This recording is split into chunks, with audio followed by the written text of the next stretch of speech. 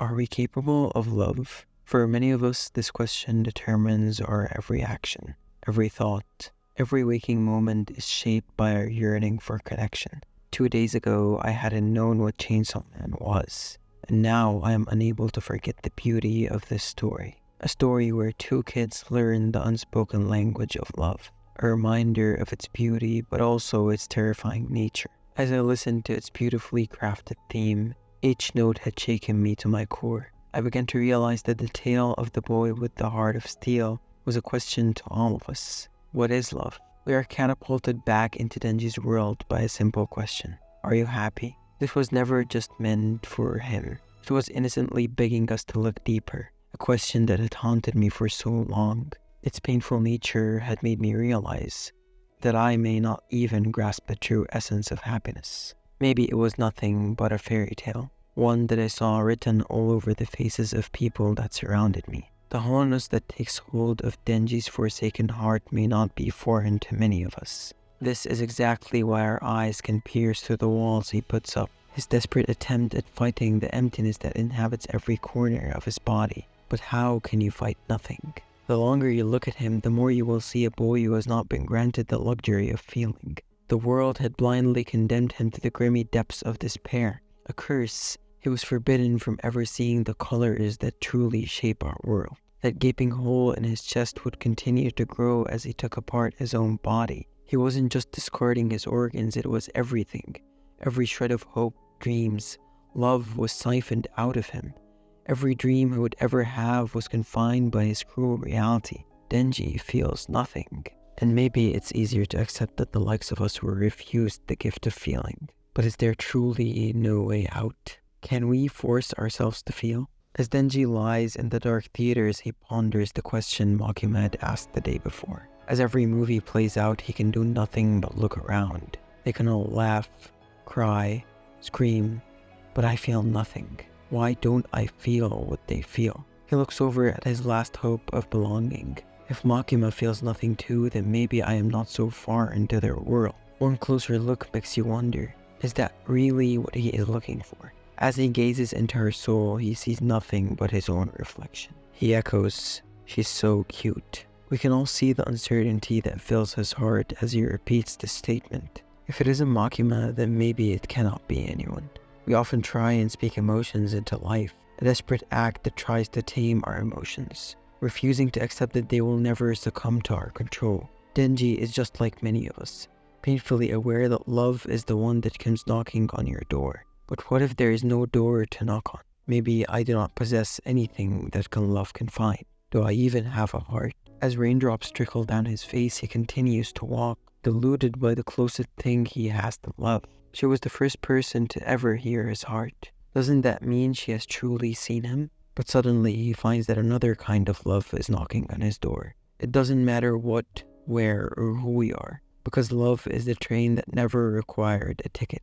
If you let your guard down for even a moment, you become a passenger in this ride for two. And as Denji finds himself gazing upon Reze for the first time, he can do nothing but betray the guidance of his blinded love for Makima. It does not matter if he accepts it or not, because he is no longer on the steering wheel. Denji is no longer in control, and it's beautiful. As the white daisy he had swallowed resurfaces, he is slowly being reborn. The beauty of this moment is that it parallels one we had seen when we first met him. The way he swallows and spits up the white daisy for Reze awfully resembles the cigarette he had to push down his throat. An act of desperate survival has now become one of divine rebirth. There is something truly beautiful in watching Denji fall deeper and deeper in love. This sense of nostalgia, the familiar warmth of gazing into someone's eyes for the first time, the comfort of no longer seeing our own reflection. Denji can finally get lost in someone else's world, a landscape that breathes life into his own being. As this delicate string continues to pull them closer, he is no longer able to resist the intrusion of loving. He cannot help but give in to the one thing that he has always yearned for, a connection that allows him to finally be vulnerable, a whole realm he was never allowed to explore. He is engulfed by the icy water, but instead of feeling the cold piercing through his bones, he only feels the warm embrace of a girl that has truly seen his heart. The boy who had barely walked on land was now learning to float. Reze is delicately adding a splash of color to this bleak world of his. But we all know the cost of loving. As the empty night sky blooms vibrantly, Reze has taught Denji all she could. She pulls him closer, wondering if it was enough. Did she love him hard enough? How can she be so sure if she herself never knew love? She is so powerless, unable to do anything but beg him to run away with her. A hopeless yet beautiful plea. He hesitates to completely let go of everything he had ever known. How can he be sure that this love is truly what he dreamt of? This mere moment was enough to shatter Reze's heart, a trap she had so foolishly fell for. She had underestimated the power love holds in us. We arrogantly believe that we can reject its calling, but this is no calling, one where there is nothing to hold on. There is no choice but to let go. These two kids have finally been allowed to feel again, but at what cost? The beauty of this endless dive is that we do not have to fall alone. You taught me how to swim. Denji is able to look forward at the vast sea that awaits him, unafraid to leap, knowing damn well he may never be saved. He tightens his grip onto the one thing that made him human. For the first time in his life, he can feel every heartbeat pulsing through his chest, the one thing that can never be taken from him. He has tasted the true essence of loving, the joy, the fear, the pain, and throughout all of it, it is more than he could have ever wished for. Love does not grant us a wish. Instead, it chooses to open our eyes to a sea of everything we never knew we needed. There is no logic in how we fall in love. As naive as it is to forgive Reze, he does forgive her. He forgets. It's the only thing he can give her in return, an act of gratitude for seeing his heart. It will never make sense, and that's the point. Reze can deny to have ever felt anything for him, but Denji is no longer uncertain.